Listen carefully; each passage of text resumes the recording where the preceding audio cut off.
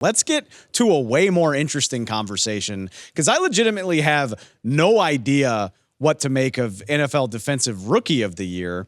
Because typically, I mean, you go back and look at the recent history of the award, pick a guy that was drafted in the top 10 or 12, and you're probably good to go. I mean, Will Anderson, top 5 pick. Sauce Gardner, top 5 pick.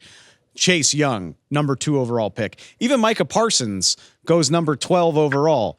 Marshawn Lattimore, going back several years, is the number 11th overall pick. You just pick one of the first 1 or 2 guys drafted on defense, and you'll probably be right. But as we know, nobody got picked on defense, Henry, until pick number 15 with Leatu Latu going to Indianapolis. So this really feels like much more of a grab bag when you're trying to figure out who your winner is. I lean toward, and look, this is easy. This is reductive, but Quinyon Mitchell out of Toledo was a guy that a lot of people saw going a lot higher. A lot of people saw him as a top 15, 16 pick. He goes 22 to the Eagles. I would be shocked if he's not a regular starter. He's playing on a defense that's revamped its pass rush with Bryce Huff joining the Eagles defensive front, not to mention Jalen Carter, all of the guys that the Eagles already have.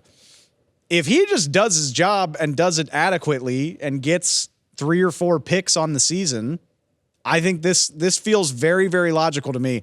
Again, it's kind of chalky, but the fact that Quinyon Mitchell fell as far as he did maybe makes it a little bit more surprising.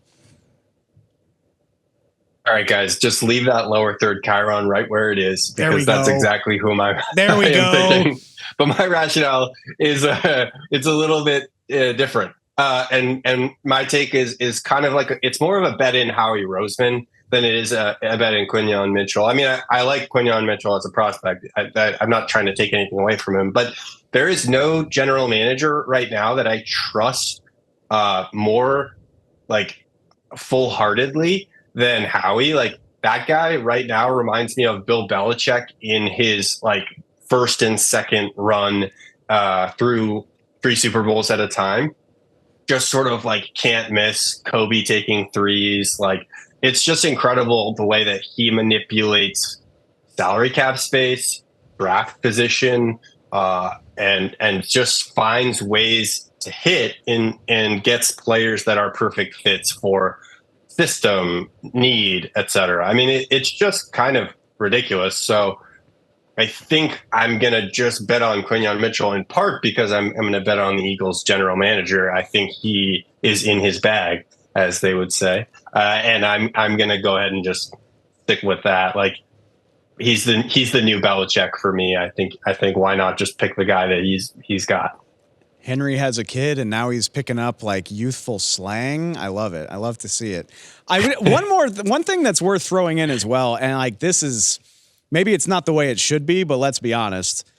Defensive Rookie of the Year is very often going to be on a team that competes for the playoffs. Not always, but I do think it helps to have the visibility of a team that's making a push for the playoffs, being part of those postseason conversations. And the Eagles are a team I'm very confident is going to be in that playoff mix. I think Terrion Arnold's probably worth mentioning too, because I do think the Lions will be solid.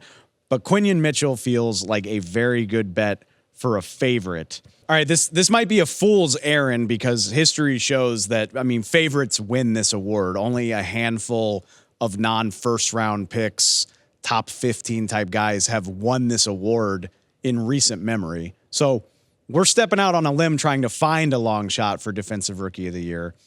Do you have one? I don't think it's that long of a long shot. You're going to have to forgive me. I went with the number 1 overall pick for the last one, and now I'm sticking in the first round. But I'm trying to be sensible here, Dave. And I like Chop Robinson, who went to Miami. I got to stay in my division after all. Look, he's going into an edge spot that the Dolphins don't have their top end talent. Jalen Phillips is coming back from a season-ending injury. Bradley Chubb coming back from a season-ending injury. Those guys dealt with Achilles and ACL injuries.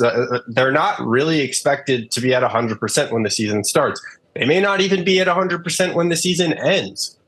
You put in a guy like Chop Robinson to that defense, and I think you're going to see production. You're going to see snap counts And then, like we said, we're going to see a playoff contender in Miami again this year. So I'm gonna go with him. I think, again, a guy that maybe he didn't see the production that you wanted to see out of a first round pick in terms of sack totals at Penn State, but put him in this defense, play him a lot, let him rush, let him tee off on Drake May 2 times a year, and I think he'll hit the sack total that'll put him in contention for Defensive Player of the Year. You know what's crazy about this award is I think Chop does qualify as a long shot.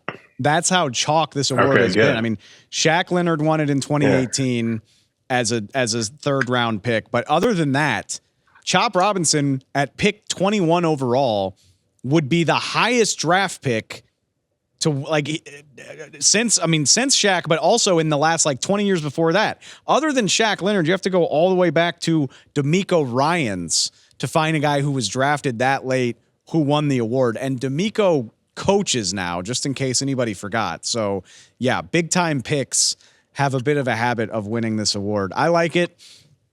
This won't age well if I had to guess, but I love the pick of Cole Bishop in Buffalo. We'll just make it a Buffalo-centric show. Cole Bishop out of Utah, the safety. I think it's a great blend of opportunity and scheme. Because Cole Bishop, if he handles his business, should be a starter from day one. Micah Hyde, Jordan Poyer, not in Buffalo anymore. If he looks like the guy that they drafted 60th overall, he should be a day one starter. There's veteran talent all over that Buffalo defense. And say what you will about Sean McDermott. Maybe his motivational tactics are strange. Maybe he can frustrate fans from time to time. But he knows about coaching defense. He knows about coaching DBs. So this guy coming from a Utah program that also has a great track record with DBs, going to Sean McDermott and a Bills team that should be in the playoff race, I like that pairing a lot. And if he hits the ground running, is he going to be able to keep up with some of these first round picks that are probably going to put up numbers? I don't know. But I like this. If somebody outside of the top 20 or so picks is going to do it, I like that pairing a lot with Cole Bishop. They're obsessed with Cole Bishop. They really wanted him. They made sure to secure him in round 2. The second that he got in there, they were talking about how they ID'd him early in the draft process. They think he's as versatile of a safety as Jordan Poyer and Micah Hyde. They're just obsessed. Brandon Beane gets very fixated on draft prospects. It's kind of his way of doing it. Analytics people say, don't fall in love with the guy, right? Try and fall in love with sort of the class and find your tiers, and don't totally get fixated on the guy. Brandon Beane says, screw that. And I'm going to find my guys, and then I'm going to move around the draft board to go get them. And he's been pretty good about finding guys that fit and will succeed. They seem to feel like this Cole Bishop pick is a lot like their Dalton Kincaid pick. They just so happen to also be Utah guys. And I think that they just saw the perfect fit for their defense. They had a need in that spot. I think you're right. You're kind of onto something here. Cole Bishop could be a really special player in year 1.